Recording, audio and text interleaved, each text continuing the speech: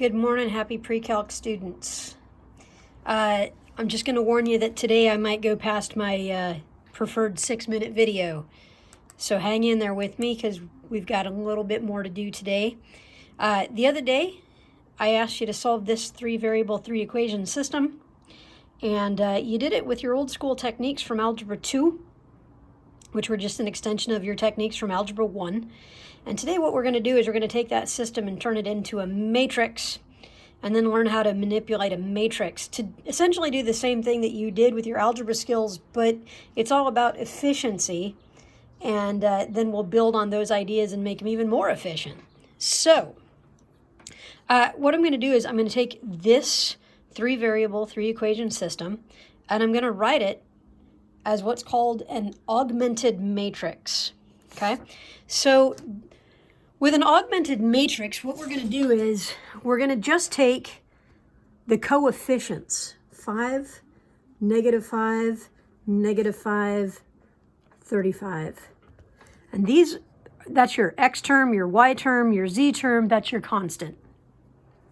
So for the next one, I'm going to write -1, 2, -3, -12, and then 3, -2, 7, 30.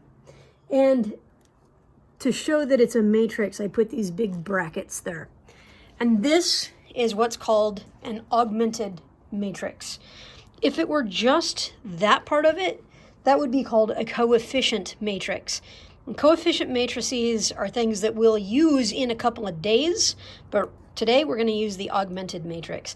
And you can see all it is it's just kind of a shorthand, a nice efficient way to represent this same information, but I lose all the variables along the way, and then I've organized them in these are my x's, these are my y's, these are my z's, these are my constants, and it's just about efficiency. Okay, so the rules of matrices go like this. Anything that you can do when you're solving a system, you can do here.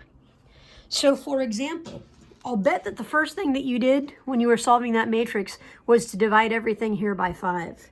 So I'm just going to say divide by 5 for row 1. And I'm going to rewrite my new matrix. 1, -1, -1, 7. And everything else stays the same.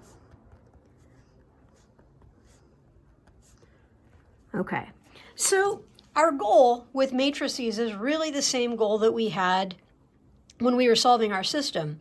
It sure would be nice to get certain things to drop out so that we're left with an equation that's just a z is equal to a number, or just a y is equal to a number, or just an x is equal to a number. And let's think about what that might look like. I'm going to move this sheet off to the side here. If I had a matrix that somehow I have a number here, I have a number here, I have a number here, and I said, hey, I have 1 x, no y's, and no z's, and that's equal to some number, I would know that x is equal to whatever that is. And if I had this row, I would know that y is equal to this number here. And if I had this here, I would know that z is equal to whatever that number is there.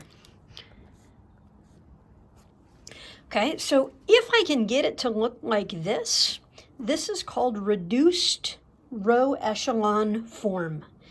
And the beauty of matrices is that if you can get things to look like this, which is actually in your skill set, then you can read out the answer, the solution, quite easily. All right, so let's go back to our sheet over here. Okay, so the question is, once I transform from here to here, now what do I do? And the thing is, you're going to do just what you would have done before, where you work, you manipulate things to try to get values to drop out. Okay, so for example, I'm just going to leave this first equation exactly the way it is. And remember, this means x minus y minus z is equal to 7. All right, so hey, I kind of notice here that if I add up row 1 and row 2, that this would go to 0. So I'm going to do that. I'm just going to write here that I'm adding row 1 plus row 2. It's always nice to keep your trail of breadcrumbs off to the side, to leave yourself clues about what you did to get this new row. Okay, so I look up here. If I add up these two rows, 1 plus -1, that gives me a 0. This is going to give me a 1. This is going to give me a -4. This would give me -5. Okay. And boy, I sure would like to also get a 0 right here. So to get a 0 right here, again, I'm going to look at what I would have done to row 1. I think if I I'm going to write it one of two ways. I'm either going to say row 3 minus 3 times row 1, or I can say -3 times row 1 added to row 3. Same difference. So I'm going to say row 3 minus 3 times row 1. So 3 minus 3 times this, that's going to give me 0.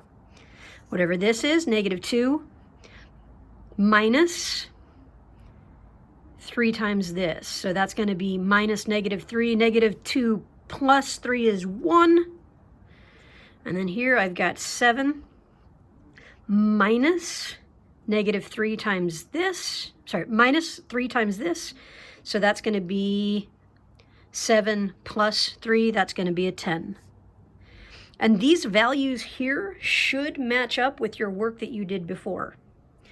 And then I've got my final. I've got to figure out what number goes here. This would be 30 minus 3 times this. That would be 9. Okay. So now I was able to get some x's to drop out. And this, it's really the same of what you did before when you were solving systems using your algebra and crunching everything out. It's just about a new notation. Okay, so I'm going to come over to here now. I'm still going to keep my top line exactly the way it is. 1, -1, -1, 7.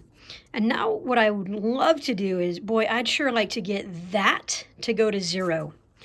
So I'm going to keep my second row identical to what it is. And I can see here that if I do either row 2 minus row 1 or row 2 minus row 3 or row 3 minus row 2, I'll get this to drop out. I'm kind of looking at keeping everything positive because I'm an optimist. So I'm going to do row 3 minus row 2. So 0 minus 0, that's 0. 1 minus 1, that's 0. 10 minus -4, that's 14. 9 minus -5, that's 14. Okay, and now just like I could do before, if I had the equation 14z is equal to 14, I would divide both sides by 14. So I'm going to rewrite that now. So I'm going to keep this the same. 1, -1, -1, 7, 0, 1, -4, -5, 0, 0, 1, 1. That's row 3 divided by 14. Okay. How are we doing? All right, so now keep in mind, my goal is to get something that looks like this. And right now, I've got that bottom row looking pretty good. I'd sure like that middle row to look like that's a 0 there. And so now, boy, it would be so easy to just say, hey, I'm going to multiply this row here times 4 and add it to that. So I'm going to do that. Keep that top row the same. I just want to keep writing a negative there. 1, -1, -1, 7. I'm going to keep the bottom row the same.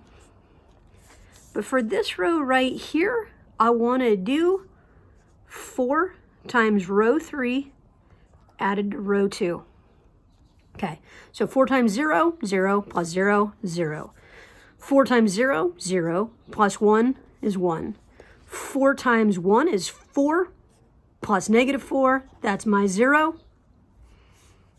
Man, oh man. Get those lined up there. All right, and then 4 times 1 is 4, plus -5, that's -1. Looking good? Are we looking good so far? All right, so now the only thing we have left to do is to get that top row right there to be 1, 0, 0 and a number. And right now I've got 1, -1, -1, 7. All right, so I think it's going to take us 2 more steps. I'm going to keep the bottom 2 rows the same. 0, 1, 0, -1, 0, 0, 1, 1.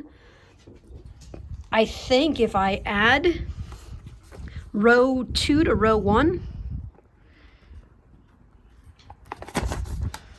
if I add row 2 to row 1, let's see what happens. 0 plus 1, that's 1. 1 plus -1, that's 0. 0 plus -1, that's -1. -1 plus 7 is 6. And now I'm 1 step closer. My final goal, remember, is to get that reduced row echelon form. So as a final step here, I'm going to keep my bottom row the way it is. I'm going to keep my second row the way it is. And the only thing I need to do is to figure out what do I need to get this to be 1, 0, 0 something. Well, it looks to me like if I add row 1 and row 3, so this row here added to this row here. So row 1 plus row 3. 0 plus 1, 1. 0 plus 0, 0. -1 plus 1, 0. 1 plus 6 is 7. And if you remember right, ding, ding, ding, ding, ding, ba-bam, there's our aha. This is exactly the same solution that you got the other day when you did this problem using your straight up algebra skills. But now it's just about this new notation. Lose the variables, work only with the coefficients. Keep a trail of breadcrumbs along the side so that you can see what you have done. And your goal in the end is to get something that looks like this, where you have zeros and ones in reduced row echelon form, so you can easily see x is equal to 7, y is equal to -1, z is equal to 1. Boom! That is beautiful. All right, so I have one problem for you to try. One and only one, folks. I will put this up on Canvas, and I will also send it to you via Remind. But here is the problem. X plus 2y minus 3z is equal to -28. 3x minus y plus 2z is equal to 3. And -x plus y minus z is equal to -5. Now here's the thing. My challenge for you is don't do this using your old algebra skills. Don't go algebra 2 on this. Do it with an augmented matrix with row manipulations, and your goal is to get it down to reduced row echelon form. If you want more support than this video is giving you, check out your book, page 364 to 369, and that'll walk you through some more examples. And again, keep in mind, we're aiming for something that looks like reduced row echelon form so that you can see your answers.